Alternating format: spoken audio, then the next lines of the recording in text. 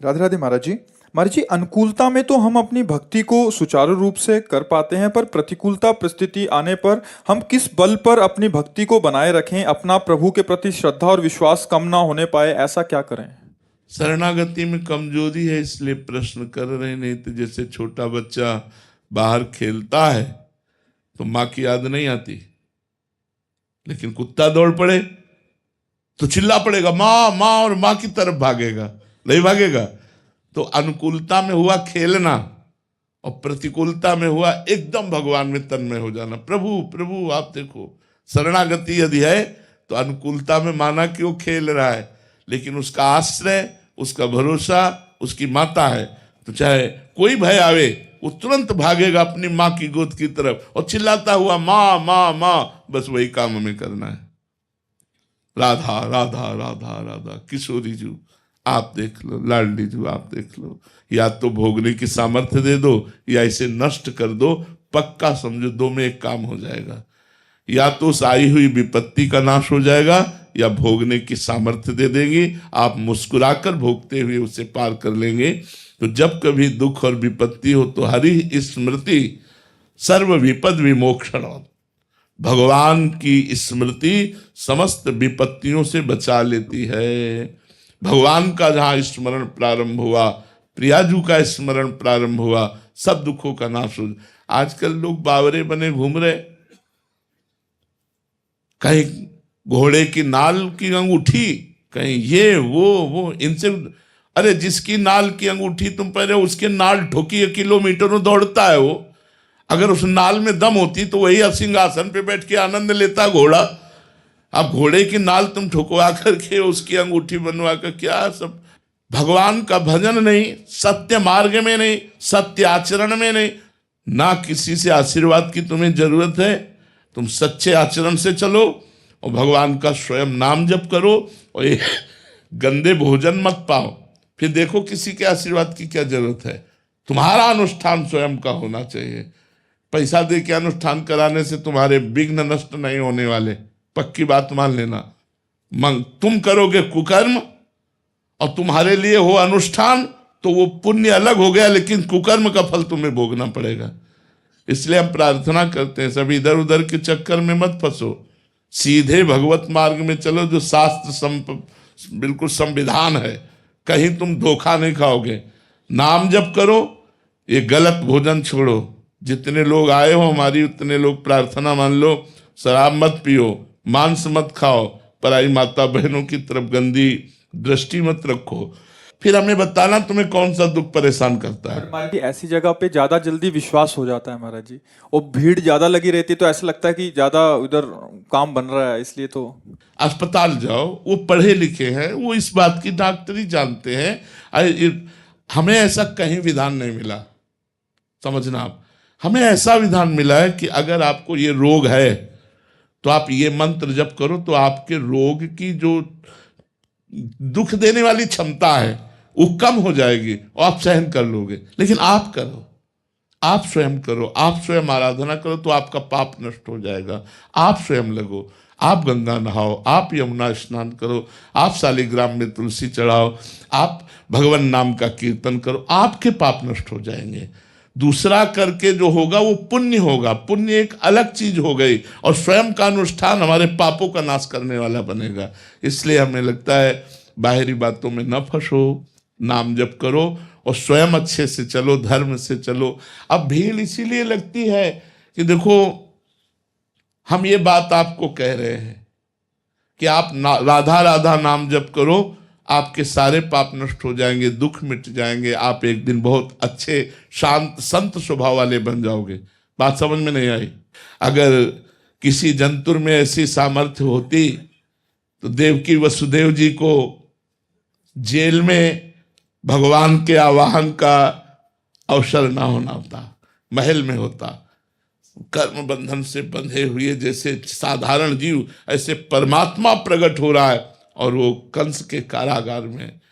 प्रभु स्वयं कंस को तत्काल मार सकते हैं, लेकिन भगवान जा रहे हैं, गोकुल जा रहे हैं। ये लीला देखो, दशरथ जी का मरण, सिया जी का हरण, 14 वर्ष नंगे पैर वनवास, ये सब हमको शिक्षा देता है कि अवश्य में भोक्तव्यम, हम यहाँ भोगने आए हैं, मनुष्य लोक है, हम भगवान का नाम जप करके तप के द्वारा, दान पुण्य के द्वारा अपने जीवन को उज्जवल बनाए, ना कि इस तरह की भावनाओं में फंसकर हम धोखा पावे। बड़े बड़े भजनानंदी, बड़े बड़े सिद्धों को जो प्रारब्ध आया है वो भोगना पड़ा है। रामकृष्ण परमहंस जैसे हमारे भारत के सिद्ध महापुरुष थे, लेकिन गले में कैंसर था, बड़ी परेशान। महाराज जी फिर संशय हो जाता है कि भजन का क्या मतलब, इतना पूरा जीवन भी भजन का मतलब है कि वो आगे आपका काम बिल्कुल फ्रेश है। वर्तमान में जो पूर्व प्रारब्ध आया उसे भोगने की सामर्थ्य, जैसे प्रारब्ध भोग तो ये आया, लेकिन भजन से हमें सामर्थ्य मिली और हम बिल्कुल मतलब उल्लसित रहते हैं। हर समय हमारे एक पॉजिटिव शक्ति हमारे शरीर में काम करती है, हर समय उल्लसित रहते हैं। ऐसे महसूस होता है कि हम एकदम फ्रेश हैं, एकदम ठीक हैं, और किडनी फेल है। ये किससे होता है? ये भगवान के बल से होता है। तो भगवान के भजन का फल ये हुआ कि हमारे संचित कर्म भस्म हो गए, प्रारब्ध को भोग लिया, क्रियमाण निष्प्रभावित हो गया और भगवान को प्राप्त हो जाएंगे। जो हमसे शुभ या अशुभ कर्म बना वो तत्काल भस्म हो जाएगा, क्योंकि हम भगवान की शरण में हैं। तो हमारा मंगल हो गया। ये है भजन का स्वरूप। भजन का स्वरूप ये नहीं कि जुकाम ना हो, बुखार ना हो, हमारा आया हुआ कष्ट मिट जाए, मिट जाएगा, लेकिन जन्म मरण का चक्र नहीं मिटेगा। अगर जन्म मरण का चक्र मिटाना है तो इसको प्रारब्ध को भोग लो और भगवान की शरण में चलो, भगवान को प्राप्त हो। विष्णु सिंह जी राजस्थान से। राधे राधे महाराज जी। महाराज जी भगवत गीता जी में लिखा है कि जो पुरुष सुहृद है, मित्र, वैरी, उदासीन, मध्यस्थ, द्वेषी और बंधुगणों में तथा धर्मात्मा और पापियों में भी समान भाव वाला है, वह अति श्रेष्ठ है। महाराज जी ऐसी स्थिति प्राप्त करने के लिए महाराज जी क्या करना पड़ेगा हमें? भगवान का चिंतन। जैसे एक भृंगी नाम का कीड़ा है, वो दूसरी जाति के कीड़े को लाता है और अपने घरौंदे में बंद कर देता है, मिट्टी का घरौंदा बनाता है। दीवालों में देखा होगा आप लोगों ने, शहरों में भले ना, देहातों में ज्यादा दिखाई देता है। तो वो अन्य जाति के कीड़े को लाकर उस घरौंदे में पैक करके वो ऐसे उसको छेड़ता है और ऐसे आवाज करता है। वो उसके डर से वो उसी भन्नाहट का चिंतन करता रहता है और कुछ काल में अपने शरीर का परिवर्तन पाता है कि वो भृंगी कीड़ा बन जाता है। तो जब एक कीड़ा दूसरी जात के कीड़े को बिना शरीर परिवर्तित किए हुए, मतलब उसका शरीर छूटा नहीं और उसी को भृंगी बना दिया, और तो हम अपने चित्त में यदि कृष्ण कृष्ण कृष्ण कृष्ण, राम राम राम राम राम, राधा राधा राधा राधा राधा, तो हमारा चित्त राधामय हो जाएगा। तो हम जिधर देखेंगे राधा ही राधा। देखो गोपीजन कह रहे जित देखूं तित श्याममयी है। गोस्वामी जी कह रहे जड़ चेतन जग जीव जत सकल राममय जान, बंदों सबके पद कमल सदा जोरि जुग पान। तो जब निरंतर चिंतन किया जाता है तो शत्रु में, मित्र में, उदासीन में, सब में भगवान नजर आते हैं। इसलिए एक समान भाव होता है। जित देखो तित श्याममय, उमा जे राम शरण रत, विगत काम मद कोहु, निज प्रभु में देखें जगत। खास बात, निज प्रभु में देखें जगत, कैसन करे विरोध। सब में हमारा प्रभु रमा हुआ है, तो विरोध किससे हो सकता है? चाहे वो दुष्ट हो, चाहे वो महात्मा हो, दोनों में भगवान हमारे विराजमान है। हाँ, बुद्धि अलग होने के कारण एक दुष्टता करता है, एक सौम्यता महात्मा के आचरण करता है, लेकिन पावर दोनों में परमात्मा रूपी पावर एक ही है। ये जिसको अनुभव हो जाता है वो ऐसा महापुरुष हो जाता है। आज के गुरुदेव भगवान, आपसे महादेव के नाम मिला है प्रभु। एक ही निवेदन है कि है ना, कभी भोले बाबा और जगदम्बा भवानी के चरणों के अति कहीं थोड़ी भी, जैसे आप बोलते हैं रस ना कटे ना, तो वो हमेशा रहे प्रभु, और सदगुरुदेव भगवान के चरणों में रहे। और कोई कोई पराई माता, बहन, बेटी के प्रति अपनी धर्मपत्नी के अलावा किसी में भी वो उत्पन्न ही ना हो। बहुत सुंदर, बहुत सुंदर। ऐसा समस्त भाई लोग करें तो बहुत अच्छा रहेगा। धर्म की स्थापना होगी और धर्म ही सुख प्रदान करने वाला होता है। धर्म ही विपत्तियों से बचा लेता है। ये जो गलत आचरणों का प्रवाह चला, जिसे लोग मनोरंजन कहते हैं, ये भारत देश है, ये धर्म प्रधान देश है, यहाँ ठीक नहीं है। विदेशों में तो जैसी भी रहनी हो, लेकिन ये भारत देश, गंगा यमुना जहाँ प्रवाहित हो रही, रामकृष्ण भगवान का अवतार जहाँ हुआ, ऐसे पवित्र धर्म में देश में पत्नियां अपने पति से प्रेम करने वाली, पति अपने पत्नियों से प्रेम करके सदगृहस्थी का विस्तार करते हुए भगवान की प्राप्ति करते थे। आज हमारी धर्म बड़ा समस्या में फंस रहा है। पत्नी पति की हत्या कर रही, पति पत्नी की हत्या कर रहे, पति पत्नी एक दूसरे से बिलक प्रेम कर रहे हैं। ये ठीक बातें नहीं, ये बहुत गलत आचरण है। आप लोग संभलो और गंदी बातों से बचो, अच्छे आचरण वाले बनो। भगवान सबको स्वस्थ रखें, सब पर कृपा रहे, यही हमारी प्रार्थना है। योगिता जी लंदन से। राधे राधे महाराज जी। महाराज जी, कैसे पता चले कि नाम जप या मंत्र सिद्ध हो गया है? उसकी क्या अनुभूति होती है? भगवत साक्षात्कार हो जाता है, उसका प्रमाण स्वयं भगवान देते हैं कि अब आपका काम हो गया। आत्मानंद का अनुभव, भगवान के रूप का दर्शन, भगवान की लीलाओं में प्रवेश, निरंतर बिना प्रयास के जैसे दिल धड़क रहा है ऐसे नाम चल रहा है, आंखों के सामने लीला चल रही, अश्रु प्रवाह हो रहा, रोमांच हो रहा है। फिर वो तो जब सिद्ध हो जाता है तो विविध प्रकार की भागवतिक अनुभूतियाँ उसके हृदय में होने लगती हैं। दूसरे से किसी से प्रमाण लेना थोड़ी होता है कि आप बताओ हम सिद्ध हो गए कि नहीं, वो तो अपने आप अनुभव। जैसे हम छक जाते हैं तो हमें पता होता है ना कि हम छक गए, ऐसे ही जब नाम का प्रभाव भगवत साक्षात्कार करवा देता है तो अपने को ही तो अनुभव होता है कि अब काम हमारा हो गया। लेकिन ऐसा नहीं है कि जिसका काम हो जाता है वो भजन बंद कर देता है, उसका और भजन होता है। भजन की भूख बढ़ जाती है, प्रेम में और भजन बढ़ जाता है, और भगवान से मिलन की व्याकुलता होती, मिल के फिर मिलन की व्याकुलता होती। तन मन के बिछुरे नहीं, चाह बढ़े दिन रैन, कबहू संयोग न मानही, देखें भरी भरी नयन। न तन से दूरी न मन से दूरी, पर फिर भी मिलने की चाह। यही भगवत स्वरूप का महिमामय रूप है। उसी में आसक्त चित्त होकर निरंतर डूबा रहना, ये सिद्ध महापुरुषों का स्वरूप है। और सिद्ध की जो पहचान है वो ये है कि सबसे पहली बात, वो ममता किसी से नहीं करता।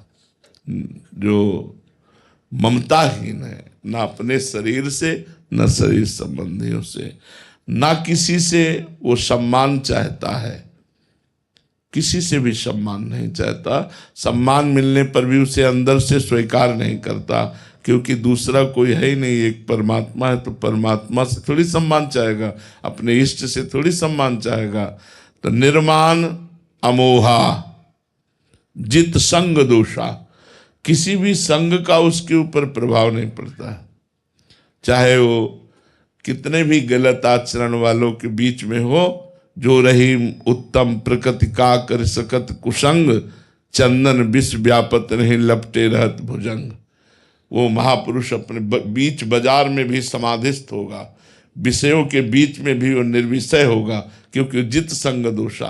अध्यात्म नित्या, नित्य वो आत्मा में ही चिंतन परायण है, आत्मा में ही तृप्त, आत्मावान, वो अपने स्वरूप में रहता है। विनिवृत्त कामा, जिसकी समस्त कामनाएं निवृत्त हो चुकी हैं। द्वंद्व विमुक्ता, जो समस्त द्वंद्वों से मुक्त हो चुका है, मान अपमान, लाभ हानि, सुख दुख आदि द्वंद्वों से।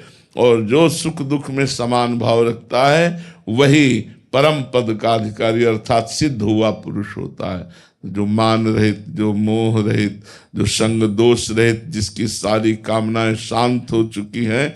ब्रह्मभूता प्रसन्नात्मा, जिसको भगवत तत्व का अनुभव हो जाता है, वो प्रसन्नात्मा रहता है। उसमें किंचन मात्र कहीं शोक या हर्ष नहीं। प्रसन्नात्मा, न सोचती न कांक्षति, न कोई सोच है न कोई चाह है। वो पराभक्ति को प्राप्त हुआ महापुरुष है, अखंड प्रसन्नता प्राप्त हो जाती है। महाराज जी, हम संसार में ऐसा समझा जाता है कि सिद्ध वो है जैसे हवा में उड़ रहा है, पानी पे चल रहा है। इन सिद्धियों का त्याग करने के बाद ही ये सिद्धि प्राप्त होती है। गोस्वामी तुलसीदास जी ने लिखा है कि जब साधक की साधना बढ़ती है तो ये लौकिक सिद्धियां हैं, माया जनित सिद्धियां हैं। ये माया में ही तो उड़ रहा है, माया में ही तो सारा दृश्य है, तो माया को थोड़ी पार कर पाया है, माया के अंतर्गत है। तो रिद्धि सिद्धि पेरह बहुआई, बुद्धि लोभ दिखावे भाई, होए बुद्धि जो परम सयानी, तिन तन चितई न अनहित जानी। ये जितनी सिद्धियां हैं ये हमारा अनहित कर देंगी, हमारा बुरा कर देंगी, ये हमें भगवान से नहीं मिलने देंगी। इसीलिए जो भगवत प्रेमी जन होते हैं, इन बुद्धिमान जन होते हैं, वो इन सिद्धियों को स्वीकार नहीं करते, इन सिद्धियों से हटकर दैन्य होकर भगवान के चरणों को प्राप्त करते हैं। ये सिद्धियां देखो, एक सिद्ध था चांगदेव, जब मृत्यु आती तो प्राणवायु को अंतर में रोक करके वह शांत हो जाता, मृत्यु निकल गई, 1400 वर्ष का। और ज्ञानदेव जी के पास अपना प्रताप दिखाने के लिए एक सिंह को वश में करके और सांप की चाबुक ले करके बैठ के चला, तो ये दिखाना चाहता था कि मैं सिद्ध योगी हूं। और ज्ञानदेव भगवान के परम भक्त, परम ज्ञानी महापुरुष, तो उनको सूचना है कि चांगदेव सिंह पर बैठ करके सांप की चाबुक लेकर के आ रहा है। तो जिस चबूतरे पे बैठे थे उन्होंने इस चबूतरे को आज्ञा कर दी चलो, तो जड़ चबूतरा उड़ने लगा। तो जो भगवान में अपने चित्त को जोड़ दिए, उनमें तो सब अलौकिक सिद्धियां होती हैं, पर जो इन सब सिद्धियों का त्याग करके केवल भगवान के नाम में डूबता है, प्रेम में डूबता है, वो पहचाना नहीं जा सकता। क्योंकि इन सिद्धियों को तो पहचाना जा सकता है। शुरुआत में जब साधना प्रारंभ की थी, नैष्ठिक ब्रह्मचर्य और गायत्री का अनुष्ठान पुरस्चरण, ये तो 30-35 वर्ष पहले की बात कह रहे हैं। छोटी मोटी ये सब सिद्धियाँ, दूर की बात जान लेना, दूर की बात सुन लेना, ये सब हमने जो सोचा तत्काल हो गया, ये बहुत सब शुरू में है। पर जब ये पढ़ा कि अनहित हो जाएगा, इससे आगे उन्नति नहीं होगी, भगवत प्राप्ति नहीं होगी, तब लगा रे ना ना भाई ये सब नहीं चाहिए हमें, तो भगवान की। तो धीरे धीरे सब वृत्ति शांत होती हुई, तो ये सिद्धावस्था का मतलब है भगवान के प्रेम में डूब जाना, भगवान की प्रेमानंद की मस्ती में डूब जाना। ये छोटी मोटी सिद्धियां, एक ही शरीर कई जगह दिखाई देना, पर्वत में भी प्रवेश कर जाना, तुम्हारे मन की बात जान लेना, ये कोई खास बात नहीं। आकाश में उड़ना, ये कोई खास बात नहीं। खास बात है भगवान को प्रेमाधीन, भगवान को अपने अधीन कर लेना, प्रेम में रो रो कर भगवान को अपने अधीन कर लेना, ये सबसे खास बात है। भगवान पीछे पीछे डोलते हैं भक्तों के, ये खास बात है। ये सिद्धियां आए तो महाराज जी एक जने आए थे, वो कह रहे थे कि हम बस नाम जप इसलिए करना है कि मेरे में एक आधी सिद्धि आ जाए तो बड़ी आ जाएगी, बिल्कुल आ जाएगी। वो नाम जप करें, डट के करें, जो चाहेंगे वो जान लेंगे, जो चाहेंगे वो। क्योंकि महाराज जी स्वार्थ से ही सब लगते हैं, तो उनको लगता है कि एक आधा उड़ने लग जाऊं, पत्थर में चले जाऊं या पानी पे चलने लग जाऊं, कुछ तो आ जाए। बड़े बड़े अपराध बन जाते हैं अगर सुलझा हुआ सिद्ध ना हो, तो अपराध बन जाते हैं। एक सरल संत नाव में अपने शिष्यों के साथ बैठकर गंगा जी पार कर रहे थे, तो एक नौजवान जो योग के द्वारा सिद्धि प्राप्त किए थे जल स्तंभन की, तो गंगा जी के जल को स्तंभित कर दिया और खड़ाऊ पैर कर जा रहे थे। नाव में जो बैठे हुए सिद्ध संत थे वो पहुंचे हुए भगवान में चित्त जोड़े हुए, वो देखते ही समझ गए कि हमको नीचा दिखाने के लिए ये खड़ाऊ पहनकर गंगा जी में चल रहा है। गंगा जब पार हुए तो वो पास में पूछा, ए महात्मा कहाँ से आए हो? वो कुछ नहीं बोले। नाविक से कहा कितना रुपया हुआ? तो उनका 2 रुपया आदमी। बोले 2 रुपया। फिर उसकी तरफ देखा, बोले भाई जिन गंगा जी को देवाधिदेव महादेव अपने सर पर धारण किए, उन गंगा जी पर जल स्तंभित करके पादुका पहन के चला, तेरे सारे तपस्या का नाश हो गया। 2 रुपये में जो हमने काम कर लिया वो सारी तपस्या नष्ट करके तूने दिखाया। क्या ये प्रदर्शन? तो कभी कभी अगर सही ज्ञान न हो तो सिद्धियों से कई तरह के अनहित भी हो जाते हैं। तो क्या संत का यही स्वरूप है? संत का स्वरूप है जैसे विभीषण जी को जब रावण ने लात मारी और विभीषण जी ने हाथ जोड़कर कहा, तुम पितु सरिस भले ही मुहि मारा, राम भजे हित नाथ तुम्हारा। तो भगवान शंकर बोल पड़े, उमा संत कही है बड़ाई, करत मंद जो करे भलाई। यही संत की साधुता है कि अगर तुम गाली दो और वो तुम्हारा मंगल कर दे। लेकिन अगर सिद्धियां होंगी तो फिर ऐसा, फिर वो चमत्कार दिखाएगा कि जैसे एक शालिग्राम को सिद्ध किए मंत्र से, और ऐसे करते तो शालिग्राम उठ जाते, ऐसे करते तो शालिग्राम नचा रहे थे, तो लोग बहुत प्रभावित हुए कि इतना बड़ा भक्त की चुटकी में शालिग्राम को नचा रहा है। जब एक संत जो भजन करते थे उनके शिष्य भिक्षा मांगने गए, उन्होंने बताया कि आज हमने ऐसे सिद्ध को देखा। बोले ऐसा सिद्ध हो ही नहीं सकता, कोई भगवान का प्रेमी अपने भगवान का प्रदर्शन नहीं कर सकता। वो भगवान का प्रेमी नहीं है, वो कुछ ऐसे जादू तंत्र मंत्र जानने वाला तांत्रिक है। तो बोले प्रभु फिर इससे तो भक्तों को बड़ी हानि हो जाएगी, वो फंसा लेगा भक्तों को। तो बोले आप चलो। बोले हम चलेंगे तो उसकी कोई सिद्धि काम करेगी नहीं। बोले आप जरूर चलो। तो बोले चलो। तो गए। बोले भाई आप दिखाते हैं शालिग्राम भगवान को अपनी चुटकी के अनुसार नचाते हैं, अब नचा के दिखाओ। उसने कुछ नहीं, क्योंकि भगवान नाम जापक में जो सामर्थ्य होती, सुमिर पवन सुत पावन नामू अपने बस करी राखे रामू। नाम की महिमा देखो, राम नाम जपने वाला राम को अधीन कर लिया। ये छोटी मोटी सिद्धियों की बात क्या। अब उसने कहा कि ये संत आए हैं, इन संत से कहा आप जाइए, नहीं जब तक आप नहीं जाएंगे हमारी सिद्धि काम नहीं करेगी। तो उन्होंने कहा ये तुम जो त्राटक के द्वारा अपनी मनो एकाग्रता के द्वारा ये सिद्धि प्रकट करके लोगों को लुभायमान करके पैसा ले रहे हो, इससे तुम्हें नरक की प्राप्ति होगी। इसको छोड़ो और सही ढंग से भगवान का भजन करो। उसको अपमान लगा। अब जब अपनी कुटिया चले गए तो उसने मारण का प्रयोग किया। तंत्र में एक मारण विद्या है, अगर मारण का अनुष्ठान ठीक हो जाए तो चाहे कोई भी हो मारण उसे मारेगा अवश्य। लेकिन भगवान का जो भजन करते हैं तो मारण मोहन वशीकरण उच्चाटन इनका कोई प्रभाव नहीं चलता। जो भगवान का नाम जप करते हैं तो मारण अग्नि की ज्वाला में खप्पर में ऐसे प्रकट हो करके वो मडराती उनकी कुटिया के सामने गई। संत ने देखा कि अरे तो मारण का प्रयोग किया, तो हाथ जोड़कर प्रणाम किया, क्योंकि सब में भगवान है तो मारण मंत्र भी तो भगवान का है। तो उनका यदि मेरा अपराध है तो हम स्वीकार करते हैं, आप आइए, और यदि अपराध नहीं है तो आप जाइए।